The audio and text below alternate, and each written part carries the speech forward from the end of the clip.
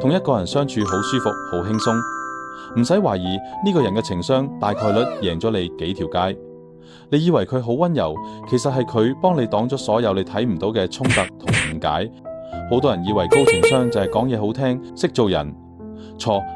真正嘅高情商唔係話術，係懂得俾空間，識精準辨識情緒。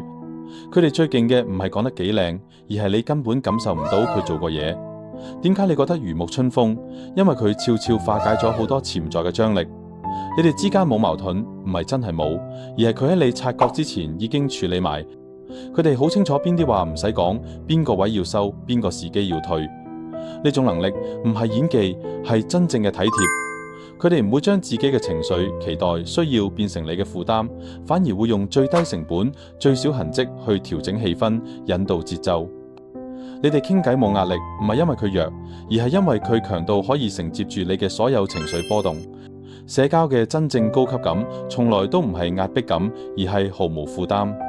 越係厲害嘅人，越懂點樣令其他人舒服，就算一句嘢都唔多講，你都會覺得好自在。呢種舒服唔係表面嘅客氣，而係深層嘅安全感。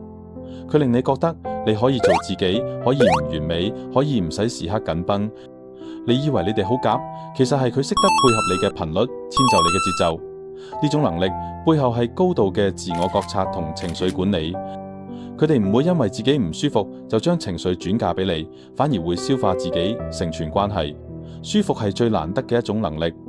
好多人一世人都學唔識點樣俾人舒服，因為佢哋連自己都唔舒服。而真正高段嘅人，佢哋知道關係嘅本質唔係控制，唔係表現，而係共存。佢哋唔急住證明自己，唔急住搶風頭，唔急住贏一場對話。佢哋明白，令人舒服就係一種最高級嘅影響力。能夠令你舒服嘅人，先至真正值得你深交。如果你身邊有呢種人，請你好好珍惜，因為令人舒服嘅關係係稀缺品。關注 Jackie 同真正值得深交嘅人行埋一齊，一齊提升社交嘅質感。